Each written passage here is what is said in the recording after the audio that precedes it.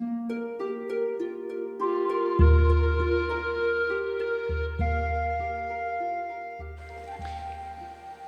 the old system in China, they perceived the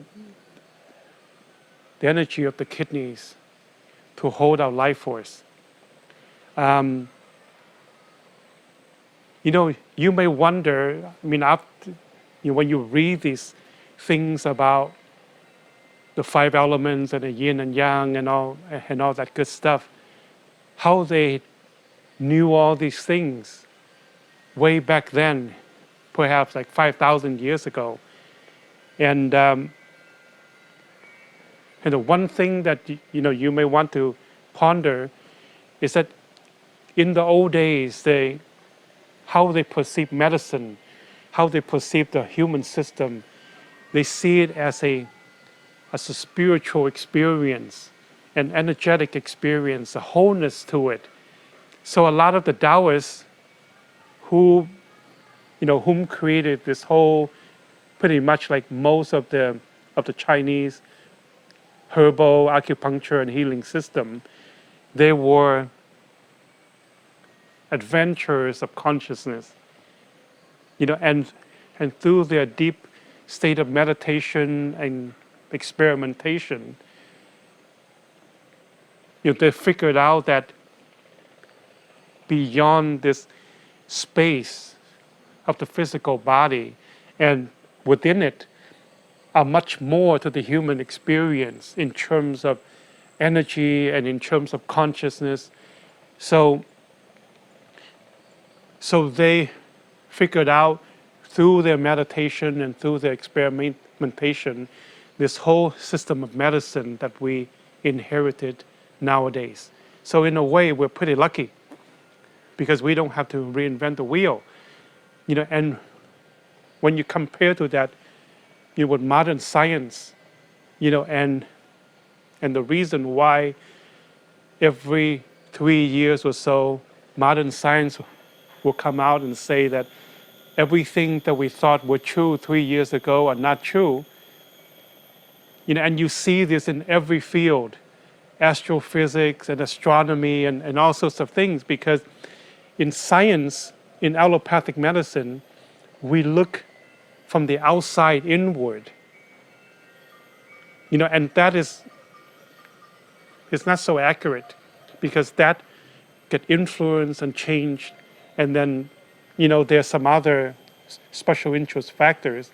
But in the old days, many of these people basically sitting in the caves or in the monasteries or in an isolated place up in the mountains, and they study this process without any interest of thinking they're going to be in the world and make a ton of money, because there's not that much money to be made. And it's just more or less, in the old days, people see healing as a form of service to humanity and service to themselves in terms of helping to improve their karma.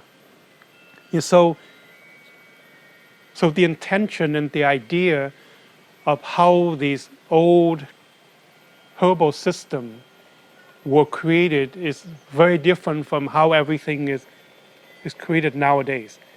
You have to understand that 2,000 years ago or 3,000 years ago, the first emperor of China wrote a book on herbology and Chinese medicine that are still taught, as a part of the school, in modern time. So true knowledge stands the test of time. So the energy of the kidneys holds our human life force. And that's the aspect of what we inherit from our parents. It's that state in a moment in time when we conceive and when we were conceived, when the sperm and the egg come together. And that life force at that moment is the inheritance that we have. Whether our constitution is robust and strong and intelligent, or weak and intelligent, or weak and not so intelligent.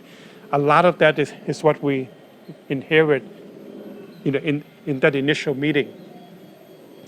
And with that is kind of like, you're born with a certain amount of money. There's also an aspect of how much wisdom we have in spending it within our life.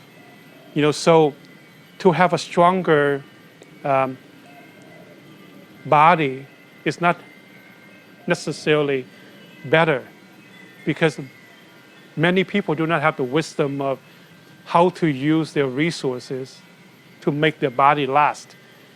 So, and on the other hand, those who are born with a little bit limited resources have a tendency to learn how to leverage what they have and how to enhance what they have so that they can last longer. So this life force that we have in our kidneys is a very important thing for us to preserve. And the Chinese see so much value in it that they list that as one of the 3 treasures.